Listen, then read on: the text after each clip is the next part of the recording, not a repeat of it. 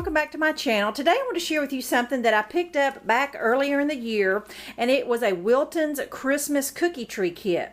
And what it basically is a tower of sugar cookies. And I thought this would be so cute to have this Christmas, but I wanted to go ahead and share it with you now so that you may be able to find this kit yourself. Now, this kit that I bought at a thrift store, I'm sure it was probably a 20-year-old version, but they still do make this, and you still can find it on Amazon and at Walmart.com.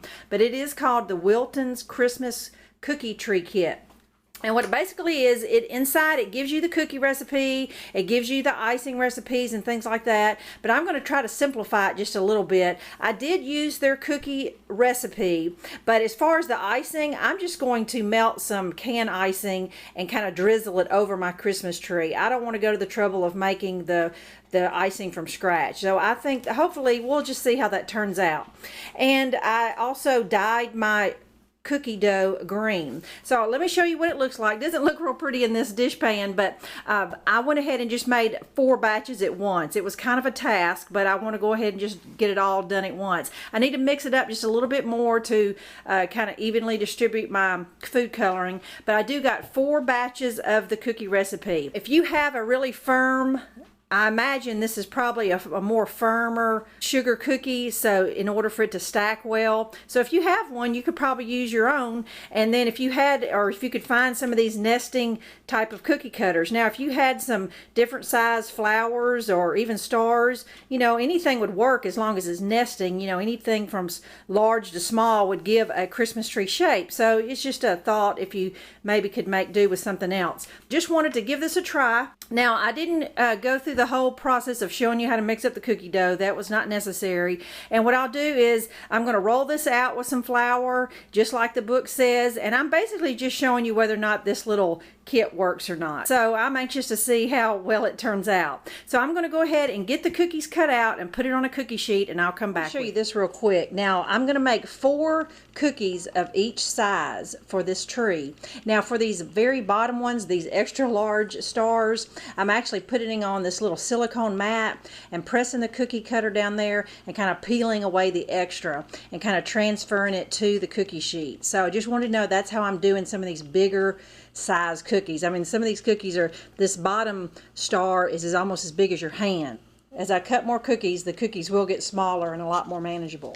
Okay, I want to show you my first batch is going in the oven. Now, these are just the 2 bottom biggest ones, and then a couple of the little ones that go on top. Now, I will tell you that it was very difficult to get these big stars transferred without distorting them. I tried to reshape them a little bit, but it also tells you in the book that you can cut them out on the cookie sheet. That will help, and that probably would help major with distortion, but you know, I just used my silicone mat and kind of rolled it up. So anyway, that's just a tip you might want to consider. This is my second batch going in the oven. These are the smaller cookies and definitely much easier to handle, and they're not nearly as distorted when I transfer them over to the cookie sheet. So I'm gonna bake these for 6 or 7 minutes, and then we'll have all the cookies. Okay, I'm gonna show you what I got to work with here. I got all my cookies baked. Now, what I was kind of surprised is they really did puff up. So, you know, I don't know how well they're gonna stack, but we're gonna give it a try and see what happens. Now, you know, in the book I told you that they give you an icing recipe. Well, I'm just going to use just the store-bought icing, and I'm just going to kind of ice it on the top and kind of use that as glue as I stack the cookies. And then as I get done, I'm going to heat some up and drizzle it over the tree. So let me go ahead and get the tree kind of stacked up, and we'll see how that looks. Okay, I am ready to stack my tree. Now, what I did is I went and put all the cookies kind of in size order, just so I would know I would be working from largest to smallest. And I went ahead and put some strips of wax paper on my plate, just like you would do a normal cake. So when I get ready to drizzle that icing on top, then it won't, it'll be an easier cleanup. Now, I don't know how this is going to work out. It may be the fact that I didn't roll the cookies out. You know, I don't know. But anyway, I was mainly just doing this to see how this would work.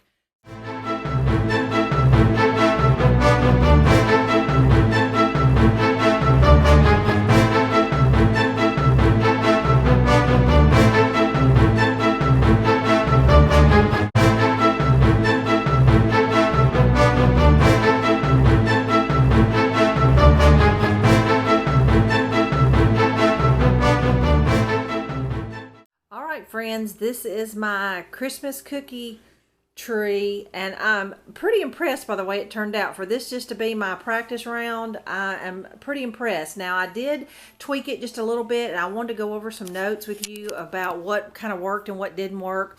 Now, the booklet says that you are to make 4 batches of the sugar cookies. I did make 4 batches, but I only cut out 3 of each cookie size. But I really think, I had all these cookies and it was just too tall, so I had enough cookies to make a smaller one. So I think that if you just made a couple batches of the sugar cookies, it would be plenty to make this one tree. I patted out the cookies instead of rolling them with a rolling pin, and I think maybe that's why my cookies were a little puffier and a little uneven. I think it would be a whole lot more like the picture if I had used a rolling pin. But nonetheless, I mean, the imperfectness kind of adds to the tree, and I'm just impressed by the way it turned out. You've got those, I think, 9 or 10 cookie cutters. Be sure and keep them separate as you're cutting them, of which ones you've cut and which one you hadn't. I made this little one just because I had so many extra cookies, but if you had about 3 or 4 different size cookie cutters like stars or flowers or something, you could definitely make this smaller one with just 3 or 4 different size cookie cutters. This recipe from Wilton's, I don't believe I can type it out because it's probably copyrighted,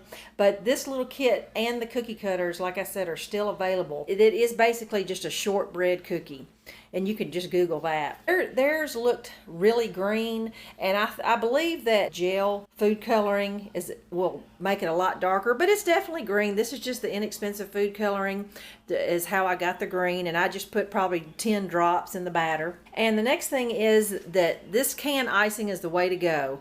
I just used it out of the can to, stack them up and kind of glue them together as I stacked them up, and then just heated up the rest of the can and drizzled it on the outside and put some M&Ms. But that's definitely the way to go instead of making up your own with confectionate sugar and all that.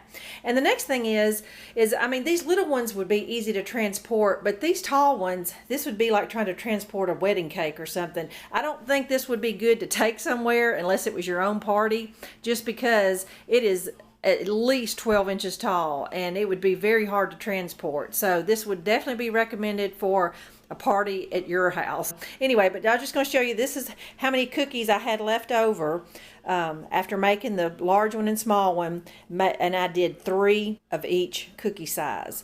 So I hope you enjoyed it. This is a lot of fun, and so be sure and get you the kit so that you can get the exact cookie cutters or find your own. Thanks for watching. Bye-bye.